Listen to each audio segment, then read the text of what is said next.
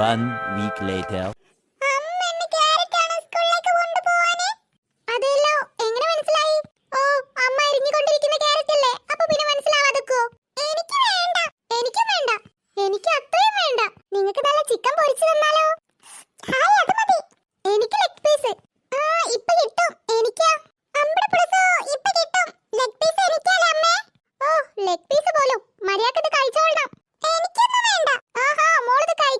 Vitamins ഉണ്ടാവാനേ പച്ചക്കറികളും ഇലക്കറികളൊക്കെ ധാരാളം കഴിക്കണം.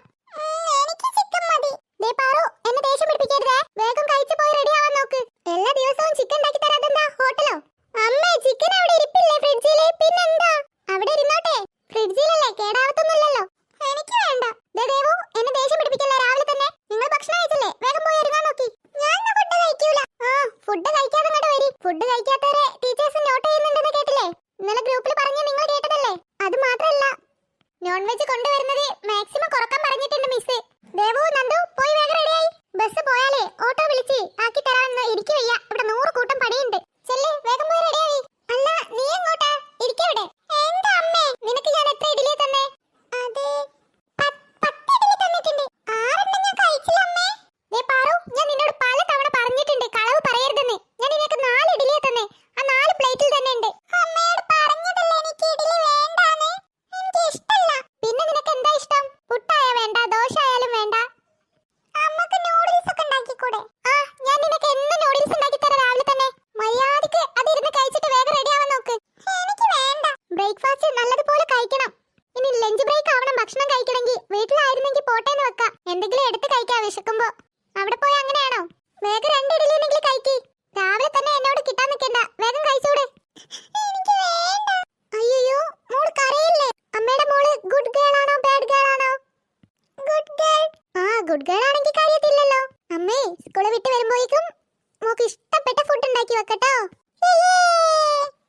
ഇപ്പൊ മോളത് കഴിക്കി. ഞാൻ 2 ഇഡ്ഡലി കഴിക്കാവേ. വേഗം കഴിച്ചോട്, ബസ് ഇപ്പൊ വരും. അമ്മേ, എന്റെ ദേവു, നീ ഇതുവരെ മാറ്റാൻ തന്നെ തുടങ്ങിയില്ലേ?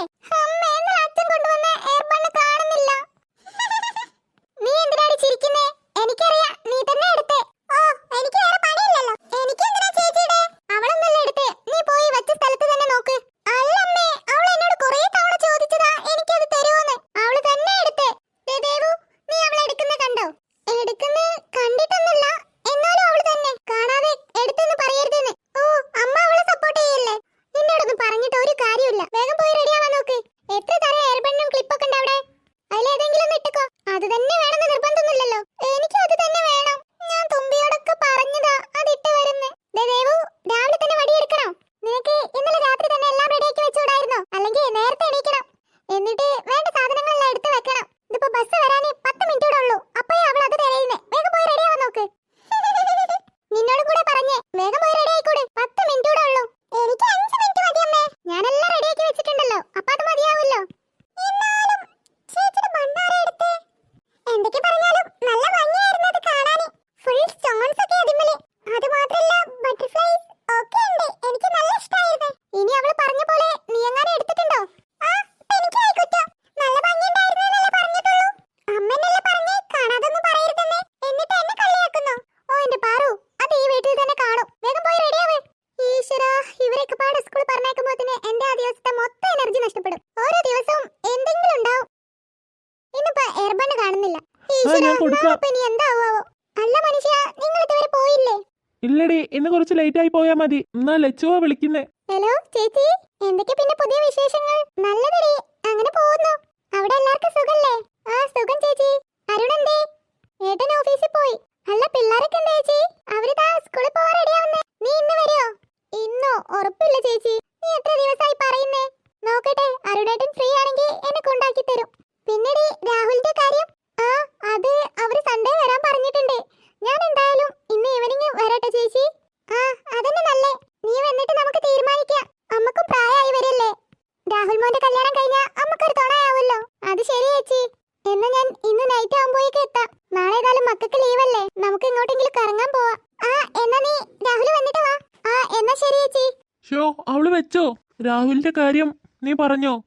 നമുക്കെല്ലാവർക്കും സൺഡേ പോവാ. ലച്ച് ഇന്ന് വരാന്നാ പറഞ്ഞേ. മക്കൾക്ക് നാളെ മറ്റന്നാളെ ഒഴിവല്ലേ. നാളെ അവള് വന്നിട്ട് പുറത്തൊക്കെ പോവാന്നാ പറഞ്ഞേ. പിന്നെ പിന്നെ മറ്റന്നാൾ നമുക്ക് അവരുടെ വീട്ടിലോട്ട് പോവാം. ആ എന്നാ എനിക്ക് അവരെ കൊണ്ട് ഒന്ന് വിളിച്ചു പറയണം. അല്ലെങ്കിൽ ലച്ചു കാർത്തികയോട് പറഞ്ഞോളൂലേ?